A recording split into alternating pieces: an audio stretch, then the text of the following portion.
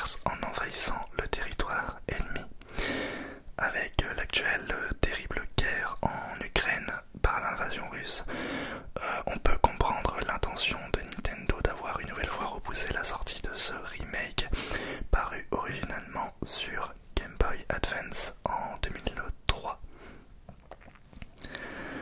Ne serait-ce pas là finalement une stratégie commerciale de la part de Nintendo, puisque le fait de se rapprocher de l'actualité diverse avec le jeu vidéo permet indirectement de faire parler de ce jeu. Ne serait-ce pas là une stratégie commerciale de la part de Nintendo, puisque le fait de rapprocher l'actualité diverse avec le jeu vidéo permet indirectement de faire parler de ce jeu. Empêcher d'accéder à ce contenu nous donne peut-être encore plus envie d'y jouer. L'espace commentaire de cette vidéo est fait pour débattre. Sorti en 2013, d'abord sur PS3 et sur Xbox 360, puis sur PS4, Xbox One et PC, avec plus de 160 millions d'exemplaires vendus. Et c'est pas près de finir. GTA V fait son retour sur les consoles next-gen dès le 15 mars prochain. Cependant, pas de mise à jour next-gen ou mise à jour graphique du jeu, mais bien une ressortie du jeu. Les précommandes ont déjà commencé sur le PlayStation Store de la PS5 pour le prix de 10 € jusqu'au 14 juin où le prix passera à 40 €. Ça se passera différemment sur Xbox Series X puisque le prix réduit jusqu'en juin sera de 20 €, soit 10 € de plus que sur PS5. Cette différence de prix se justifie par un partenariat entre Rockstar Games, créateur de GTA, et PlayStation.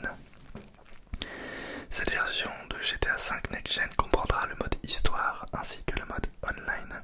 Vous pourrez d'ailleurs transférer votre progression de la version PS4 à la version PS5, de même que de la version Xbox One à la version Xbox Series X. Vous pourrez également vous procurer uniquement du mode online gratuitement jusqu'au 14 juin sur PS5 et pour 10 € sur Xbox Series X jusqu'au 14 juin également. Après cette date, le mode online passera à 20 € sur les deux plateformes. Cette version de GTA V comprendra 3 modes graphiques, un mode fidélité, un mode performance et un mode performance ray tracing.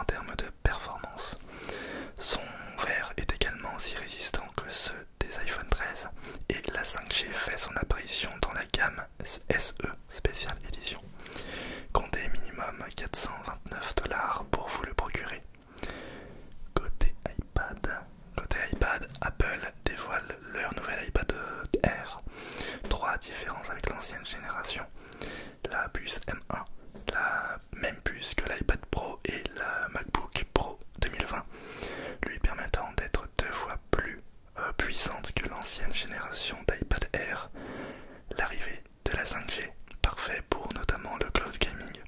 Et comme troisième nouveauté, nous avons l'apparition d'un appareil photo grand angle de 12 mégapixels permettant d'utiliser du coup la nouvelle fonctionnalité d'iOS 15 cadre centré pour les appels visio. Comptez minimum 600 $ pour vous le procurer. Et pour finir, côté Mac, Apple nous dévoile sa nouvelle puce M1 Ultra, qui n'est ni plus ni moins que deux puces M1 Max rassemblées par ce qu'il s'appelle l'Ultra Fusion.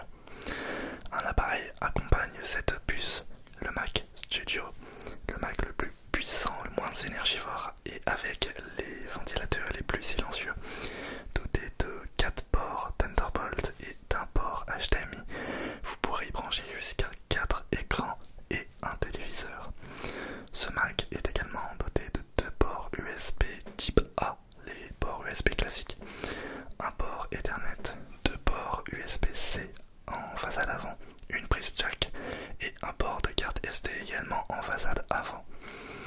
Pour accompagner ce nouvel appareil, Apple a également dévoilé son nouvel écran, le Studio Display, un écran 5K doté de 6 haut-parleurs reprenant les designs des nouveaux iMac avec la puce M1, mais avec un écran au lieu de 24 pouces, un écran d'une diagonale de 27 pouces. Il possède également 3 ports USB de 10 gigabits par seconde et un port Thunderbolt 4. Comptez minimum 2299 € pour le Mac Studio avec la puce M1 Max et 4599 € avec la puce M1 Ultra. L'écran Studio Display coûte quant à lui 1749 €. Merci beaucoup d'avoir suivi les actualités du moment, l'actualité jeux vidéo et technologique. Dites-moi en commentaire si ce concept, ce nouveau format vous plaît. Moi personnellement ça me plaît beaucoup. Est-ce que je devrais apporter aussi mon avis personnel sur chacun des points cités? Je voulais faire ça un petit peu comme une émission de télé, comme un journal télé, à la même manière que je l'ai fait pour mon roleplay de présidentiel. Dites-moi du coup tout en commentaire. Sur ce, je vous laisse, merci beaucoup. Dites-moi en commentaire ce que vous en pensez et on se retrouve pour une prochaine vidéo. Je pense faire ce genre de vidéo d'actualité jeux vidéo et technologique